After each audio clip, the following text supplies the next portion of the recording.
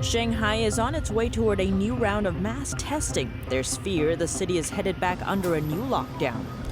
Taiwan takes another step toward tackling intellectual property theft. This time, the island is taking aim at a Chinese Apple supplier. A high-level Taiwanese delegation visits the Czech Republic. The country's leader is seeking closer ties to China, but is facing pushback. And another Western nation is warning against data risks through TikTok. But what makes that data collection so critical?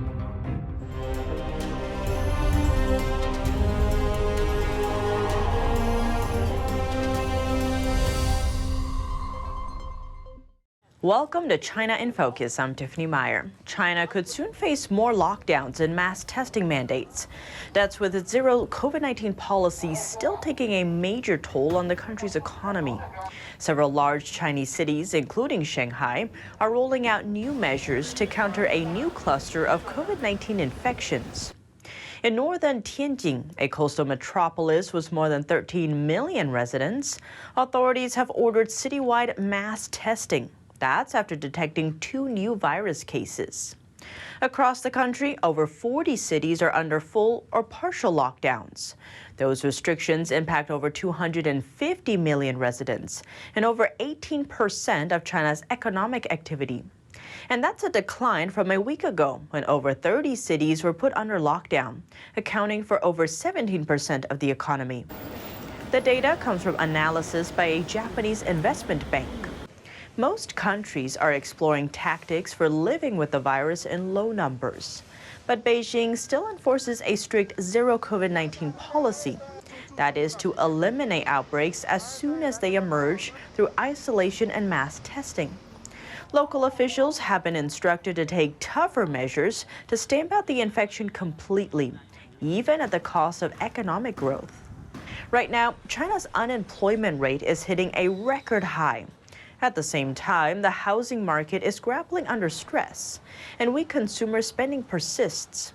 Back to China's most populous city, Shanghai is now planning to hold mass testing in several of its districts, as well as in some smaller areas with new infections reported recently. That's even though the city hasn't fully recovered from its harsh 2-month lockdown in spring. A related notice from local officials reads, there is still an epidemic risk at the community level so far. Shanghai reported over a dozen new infections as of Monday, but none were found outside quarantined areas. Shanghai began to ease its lockdown last month, but still mandated residents to get tested every 3 days in order to take public transportation or enter public spaces. China's economy contracted sharply in the second quarter. The decline highlights the colossal toll on activity from widespread COVID-19 lockdowns and points to persistent pressure over the coming months from a darkening global growth outlook. Here's more. China's economy contracted sharply from April to June as the country's zero-COVID policy took its toll, falling back 2.6% in the second quarter compared to the first, according to official data on Friday. That was one of the worst showings for the world's second-largest economy since the data series began in 1992.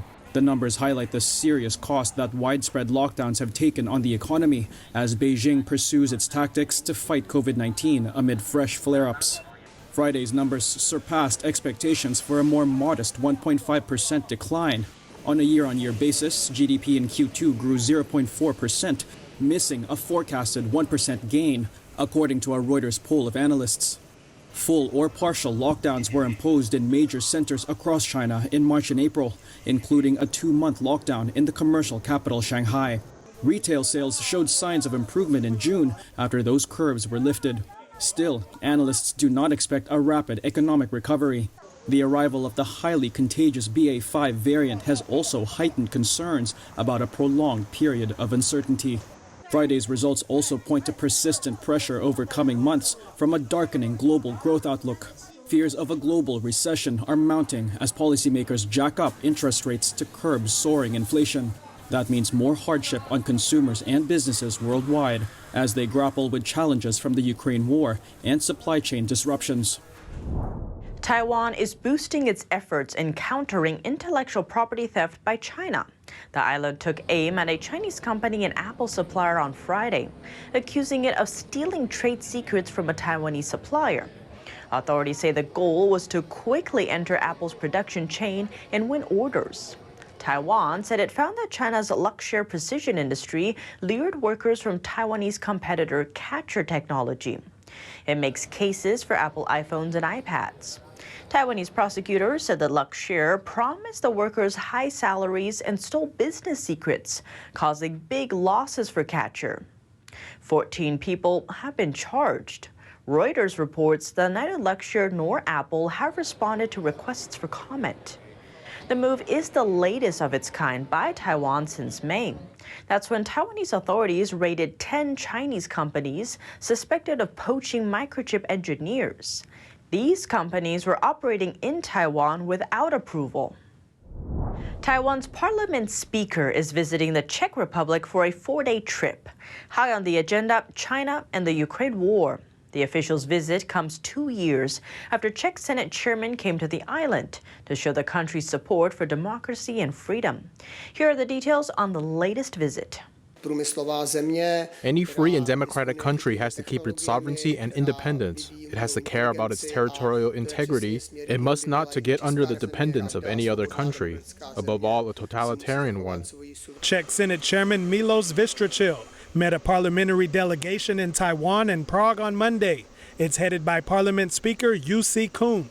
Discussing the threat of totalitarian regimes, Vystrčil noted European countries' dependence on Russian oil and gas and how it leads to them not being able to fully support Ukraine.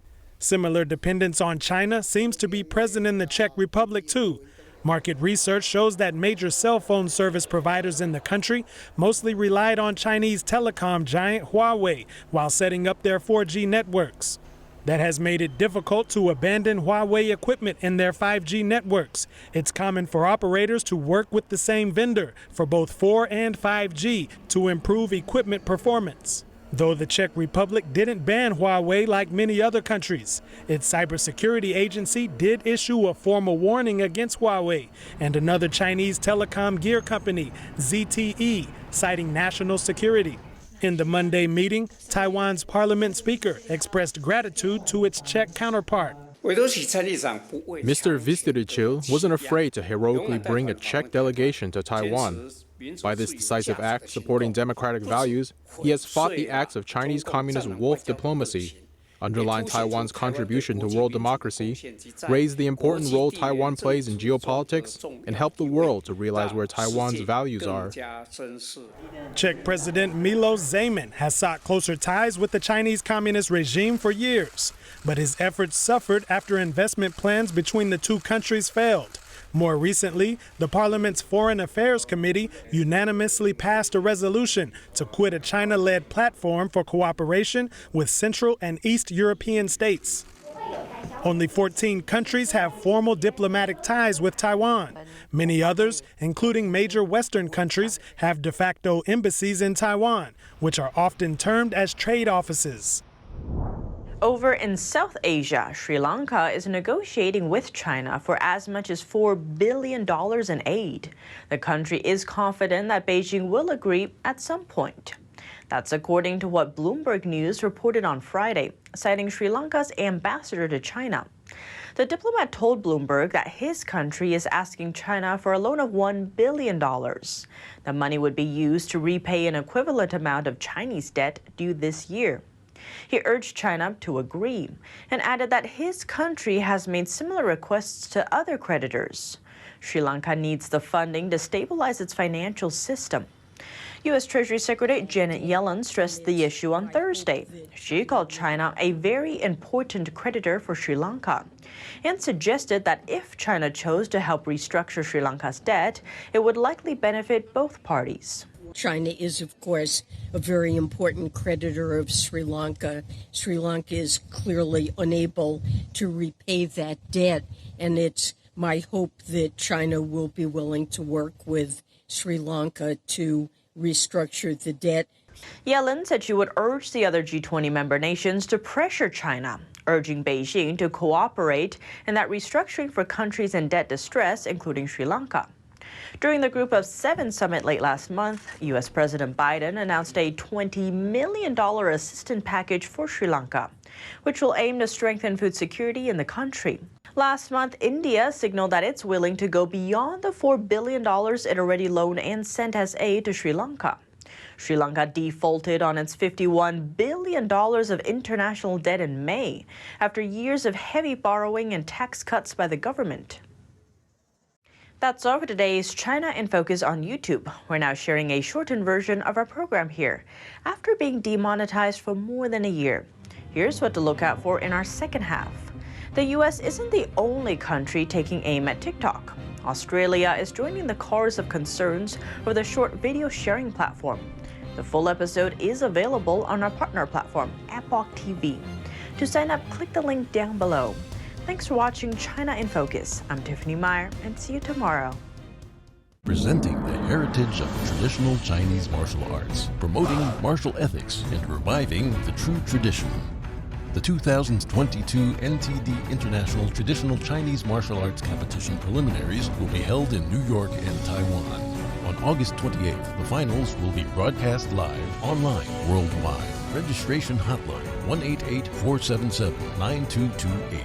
For more information, please visit martialarts.ntdtv.com.